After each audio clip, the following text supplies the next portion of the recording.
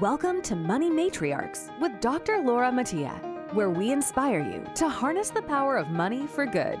Together, we will hear motivational stories, meet encouraging role models, and explore financial strategies that can make a difference in our lives, our families, and beyond. We're in this together. Now, please welcome your host, Dr. Laura. Amy Warren is a powerful example of a money matriarch, a woman who not only understands the value of money, but uses it as a tool to create meaningful, lasting changes in people's lives. She's a psychotherapist and founder of The Brain Game, SRQ. As a licensed mental health counselor, board certified in neurofeedback, and certified EMDR therapist, she has built a career that blends science, compassion, and innovation to help others and individuals basically heal and thrive.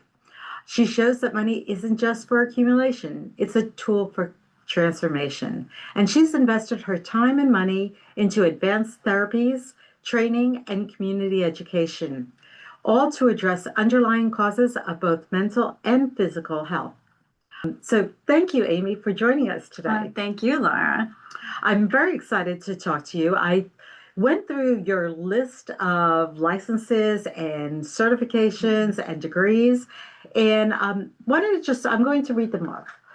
You have a master's degree in counseling psychology. You have a licensed mental health counselor certification, I guess, a board certified neurofeedback clinician. You're a certified EMDR therapist. You're a master certified relational life therapist. You're certified in photo neuromodulation and trained in post-induction therapist. My goodness. Can you tell us, of all those certifications and licenses, which you think are the most relevant? Because I really want to talk about not just what you do, but just in general, this whole field of mental health and these transformational therapies that you're so engaged in, how people can find qualified people to do this type of thing. Mm-hmm. So the things I'm most excited about are the neurofeedback and the transcranial photobiomodulation, which is red light therapy of the brain. And those, everybody's heard of therapists and mental health counseling. But these really go beyond what you can do in counseling. And to help repair the brain, help heal the brain, it's affected by what happens in our lives and the stressors that happen, the traumas that happen. It changes our brain. And these tools, the neurofeedback and the brain light therapy, are able to help repair that and retrain the brain. Okay, so I mean, you're talking about things that I'm not. I think I'm educated, but really not that well educated or informed at all about. How did you even find these modalities, and how did you end up here? Well, I feel like my whole career has been one thing leading me to another, to where and everything has been a wonderful thing to take along with me, but to get me to where I am now. But I was, as a therapist, I have extensively trained with people who are renowned in the field. And so I came to specialize in trauma. And then I heard about neurofeedback from other therapists. And so I started referring my clients to another place that does neurofeedback. And I went myself, because I always do something before I recommend my clients do it. Okay. And so shortly after that, I went and got the training and then brought it into my own practice. And then through that was in traditional neurofeedback initially. Okay, all right.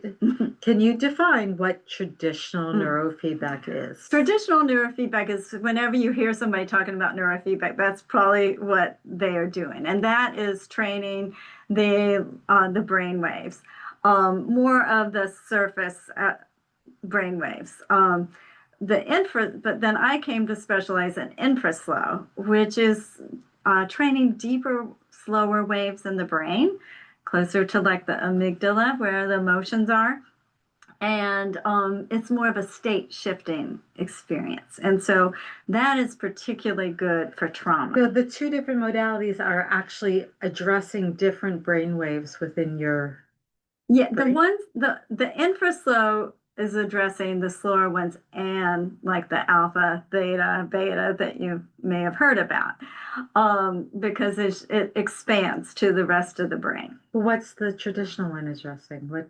The ones you've heard about, like the alpha, theta, Oh, beta waves. then Yeah. then Mhm. the more advanced one is Yeah, and I would hate to say it's more advanced. It's just a okay. different type, but Okay. it is going into the slower waves of the brain, which have more to do with the autonomic nervous system.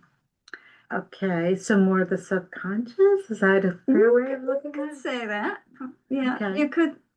Yes, you could say that. Okay. So the traditional, Mm-hmm. um, when did that start? How did it start? And what is the science behind that? Because Mm-hmm. we talked a little bit about the fact that these different modalities are not so well promoted necessarily. Um, Yet there's science. This isn't Yes. just something that was made up by a bunch of, crazy people. Right. There's some real empirical data here. Right. So with the neurofeedback, that was like, I think 1958, 1959, That long ago. that they began to see that the brain learned through rewards. And this of course, with I think it was cats to begin with. Okay. And then by the 1970s, they're doing research with people in ADD, ADHD. And that was where a lot of the research with neurofeedback, originated and what it kind of got started being known for. And since then it has expanded to, basically the brain commands our whole body. Mhm. It has to do with everything. So when you can retrain the brain waves, you can address most symptoms. Interesting. Okay. All right. So I hope I remember because I want to come back to that, but I still so so they started doing this, Mm-hmm. and is there any particular school that really started or individual? Is there It somebody was that it was scientists that started it originally. okay? And they did research and Yes, there have been thousands and thousands of research on the neurofeedback, and okay. it's ever growing. So, but I don't know if the medical profession, does the medical profession recognize it? I occasionally I will have doctors refer to me, Okay. but typically no, and it's very sad because this can help so many people and prevent them from having to take the medication that they go to the doctors and get Oh, so for a this lot of is things. preventative for taking medication that makes a lot of money. Is that You could say that. all right? So doctors, potentially they have a lot of pharmaceutical reps coming in and out of their door Mhm. promoting various medications. There's nobody really coming in and out of their door promoting this. Exactly. And that's the way, like with antidepressants, they were created for short-term use to get somebody through a situational depression. And now, somebody go to their family physician, which really, if you have a mental disorder, psychiatrist is better to see. But then they will prescribe something that the rep dropped off for depression, and then the person will be on there forever. And one of the things I found out through my trainings is about the studies that show that some of these medications dramatically increase your chances of dementia, among other things that they do. Oh boy. So, and you actually mentioned that Benadryl was one of them. I don't think of Yes, Benadryl as a, it's not. It's over the counter, but regular use of that dramatically increases your people use risk of it for dementia. allergies or, okay. Exactly. Now, Hmm. doctors will tell people to take it for sleep. Have you ever looked at the risks on the packaging of Benadryl or any of these? Does it say anything about that? It does not, I don't think. Not last time I looked. Okay. Well, certainly, we're trying to all become more and more informed, and Mm-hmm. sometimes it's very, very hard. And you don't, I mean, especially nowadays, you hear so much about, oh, well, that hasn't been scientifically proven, Right. um, which I find very frustrating because Mm-hmm. there's the science that might say that there's some kind of correlation between this and this. Mm-hmm. Um, it might say even further studies need to happen or whatever. And then there's the people that aren't scientists who are interpreting the scientists, and they're saying, Right. oh, well, they were correlated, therefore it's causation, and therefore it's extrapolated to all these other. So people, like the way people are using the terminology around it's science or it's not science is very frustrating to Mm-hmm. me. Yes, I agree. Mm. I agree. And research is so expensive, and that's one of the things that, is prohibitive.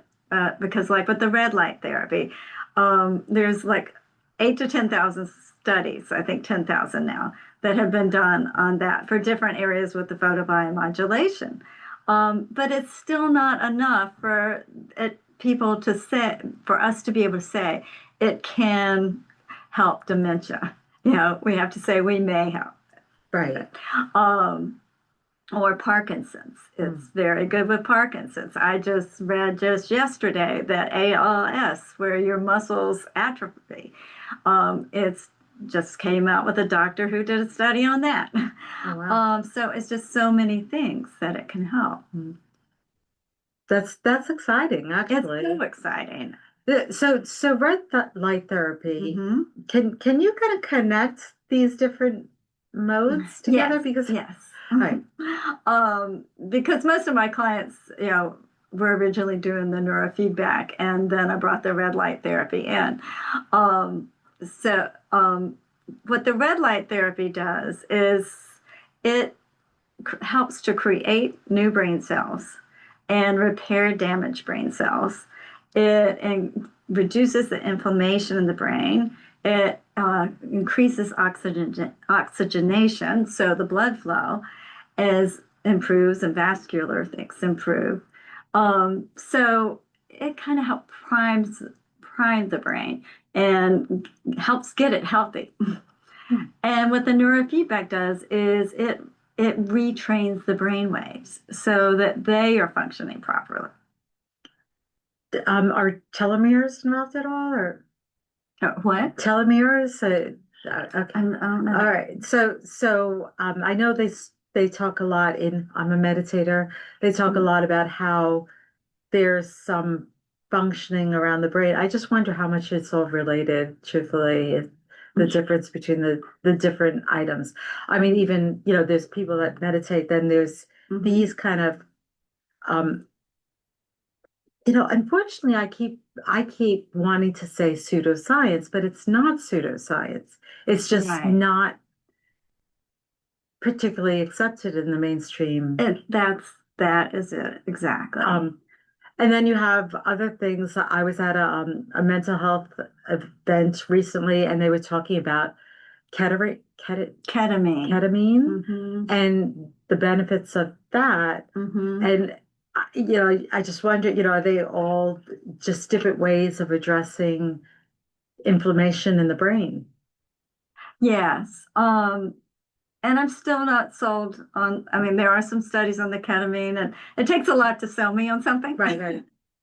So I have some concerns, even though I think it's beneficial to people who have really chronic long-term depression. The studies are But there's good. still more to learn, isn't Yes, there? yeah. I think Mhm. some of these, when people start talking about psychedelics and all those, Mhm. we know nothing really about the power of those. Right. Um, I mean, there's some interesting studies that point to, and Mhm. again, the science, Mhm. they're pointing to maybe they're helpful, but we don't know what Right. side effects there could be and other things. And that's what I like about the neurofeedback and the red light therapy of the brain. There aren't the side effects. So there's no hurt in trying. Exactly. So what are the most common ailments that people come to you for when they are? Well, I'm originally a therapist, so as I said, I specialize in trauma. So people have come to me through the years for anxiety and PTSD and depression and OCD. Um, and now, you know, I'm able to reach more people that don't have, and people that even with like chronic pain. We have, with the neurofeedback, there are protocols to help manage the pain. Interesting. So you can train those receptors in the brain to deactivate them. How interesting. Yes. Okay. So there's specific receptors that Yes. you Yes. okay. Um, and so with trauma, so if somebody has trauma, I mean, is that even curable? I mean, how long does somebody have to come to see you? Because I think trauma, unfortunately, starts usually early on in life, and it's built and mushrooms and somehow becomes even bigger than life. Right. And affects throughout life.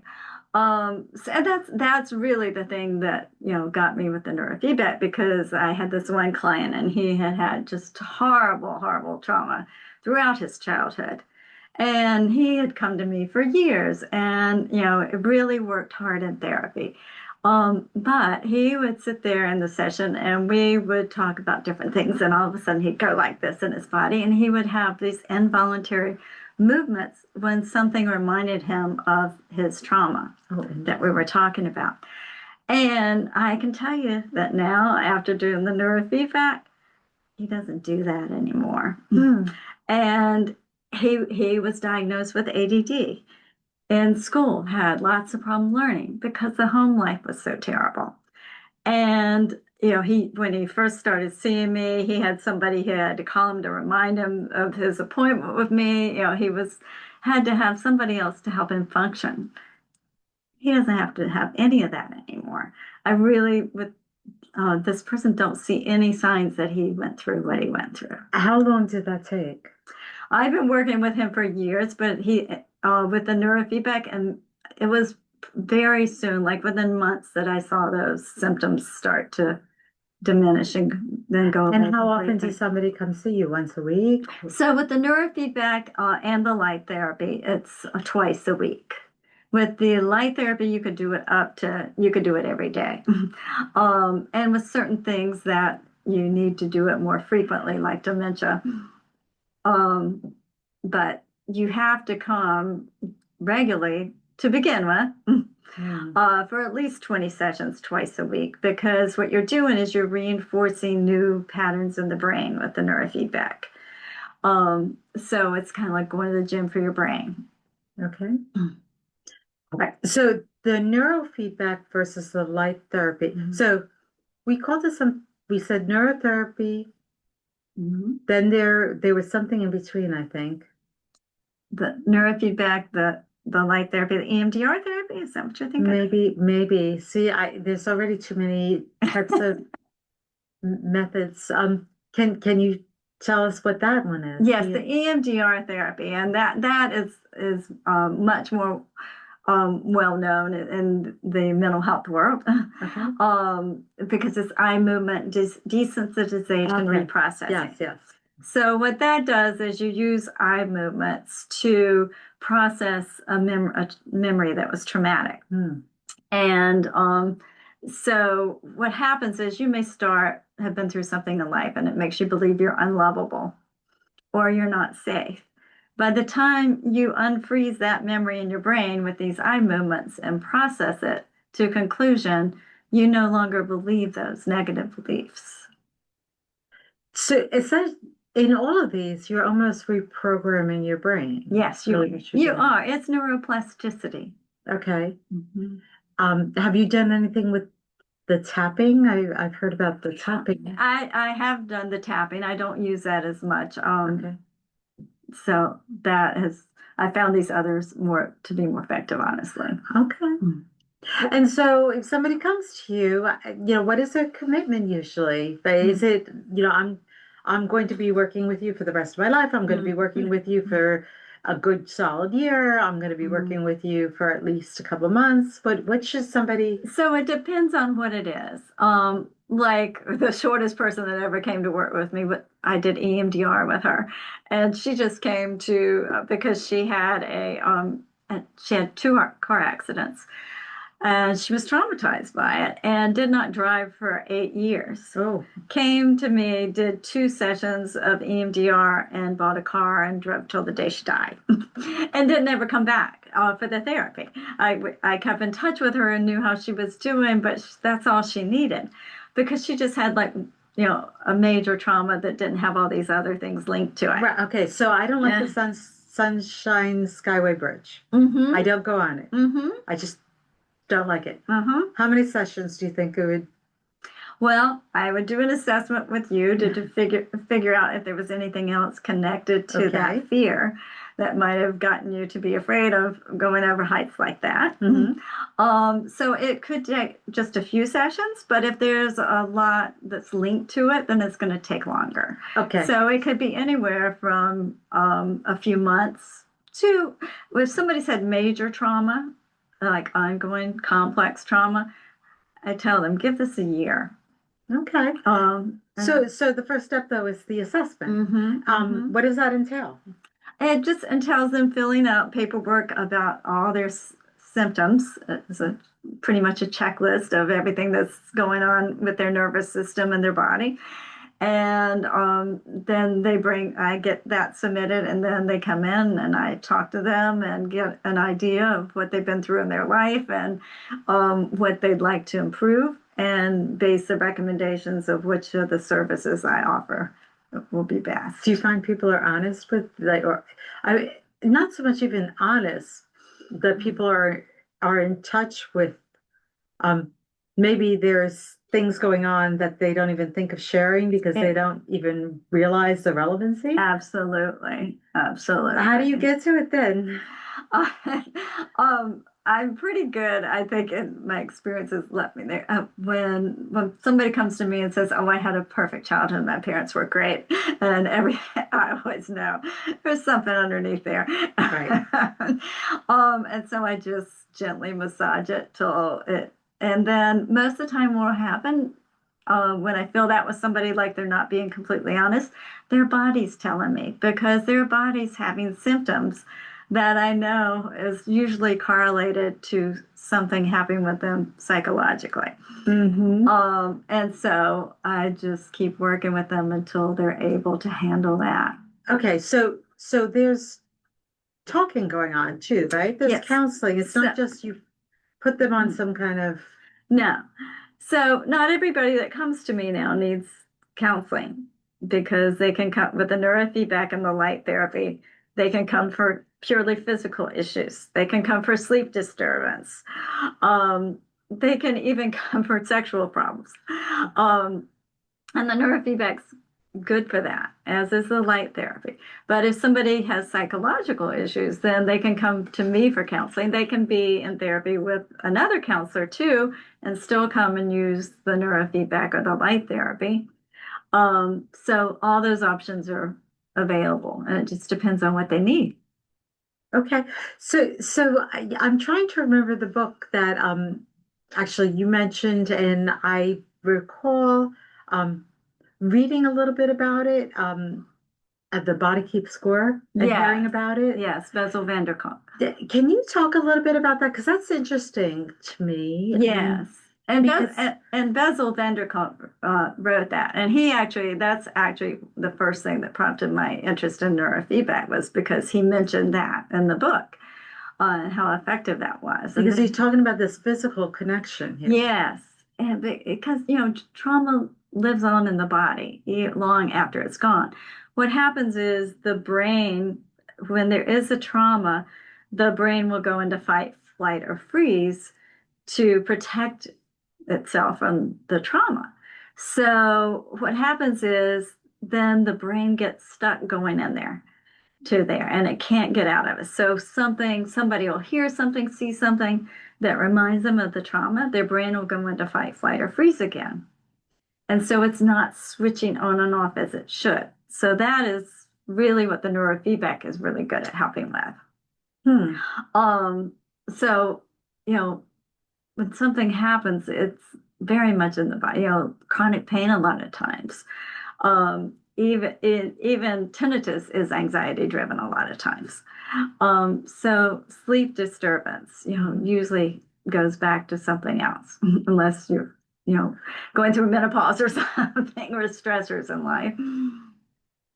So I was reading a book recently called Radical Remissions, and it was about cancer patients who cured themselves. Either did not even do the normal standard chemotherapy process, or did that but did in addition to. And when I first started reading the book, I thought they were going to talk a lot about foods, like what you ate and herbs and those kinds of things. And while it did talk a little bit about it, most of the stories and the patients talked about their stress level, their psychological well-being, how certain things, they changed the way they looked at certain things. And even there was some inferences at sometimes that their illnesses specifically were created by some kind of mental health issue of some sort. Um, there are people that will say that certain organs are like tied to anger and different things. Do you believe that? I do. I hate to hear somebody say, oh, they created their cancer because they had all that anger they never got rid of, or something like that. I don't like for anybody ever to be blamed, but I really do believe when you repress things that they come out in the body. I mean, depression comes from repressing feelings. And I do think that cancer can very much have, an element of unresolved psychological issues or things that haven't been dealt with in life. I've seen some interesting things actually through meditation. So I go to these different meditation retreats every now and then. The last meditation retreat I went to was actually it was in 2014 at Kripalu. Joe Dispenza came, and he was right. I think right before I mean, he was already popular then, but I didn't know him that well. But he's mushroomed since then. But he did a meditation. There was a man that was sitting next to me. My meditation was completely ruined because this man was like a Mexican jumping bean. He was sitting next to me, and he was like, you could tell he was deep in the meditation. His arms were flailing. He was jumping out. His entire body shook. And I was like, oh, that's what it's like when your body's releasing past repressions and all that. I was like, boy, I want to go through that cleansing. My body just didn't do that, but maybe I just haven't been through that level of trauma. But clearly, I mean, it was just phenomenal. I mean, afterwards, I looked at him, and he had a smile on his face of peace, but he looked so just kind of like exhausted and just like he looks like he had been through like an amazing journey. It was an hour of meditation. Um, that was my first experience with really understanding that. That was back in 2014. And I since have started to understand that there's definitely something going on. Yes, there is. And most mental disorders come from an over or under excited nervous system that's kind of gets stuck in there. So, things just get held in the body, and unless they're dealt with, it's going to be a problem. So, for the average person, do you have any thoughts on what the average person can do, or is it really these modalities? Somebody comes to you because they're specifically pinpointing.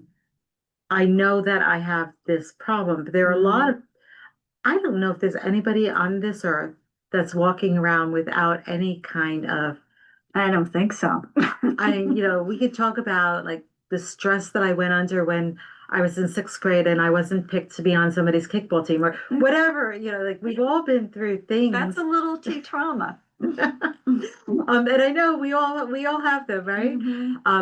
So yeah, I mean, what does the average person do? Because not everybody can come see somebody like you. Yes. I think what's so important is to be aware of your feelings. and to pay attention to what, I say whenever we're reactive versus responsive, that the reactivity is historical. And so that's a big thing I say with people is, if you find yourself being reactive, you need to take a break, think of what your brain just got reminded of in that moment, and realize that this person on the other end of that is getting not just a response from you about what they just did, but the reactivity about whatever else your brain was reminded of. So being aware of that, going from first consciousness to second consciousness, Right. Is really important. Meditation is wonderful. Like you said, yoga is wonderful for people who have had trauma. But, as you said, a lot of people don't realize they're walking around with it. But I Right. do think good self-care, good nutrition, exercise, those are all good things. But if you want to live your best life, I'm go for it all. Right. And, not just understanding even your response to something and how it's mixed in with all this other soup of emotions that you're carrying around with you. But even when somebody responds to us, I find that I am so much better off when I can take a step back and say, well, okay, this person just responded to me angrily or with some kind of emotion that may not even, it doesn't seem like it may even have anything to do with me or the question I asked or anything that's happening right now. Exactly. And when I've been able to do that, how much better I felt about the situation and the person and everything else. It's really hard to do. That's what I call a good protective boundary work, where we're able to see, okay, that's about them. It's not about us. Right. We're not taught this. No. And those are one of the things I do in my practice is I really teach people the skills of being able to protect themselves and from other people's reactivity and contain their own, so that it doesn't leak out. But we should be taught these things in school. Yes. Our lives would be so much better. Right. Absolutely. So, Amy Warren, can you please tell us how people can reach you, how they can learn more about you? You have a website? Yes.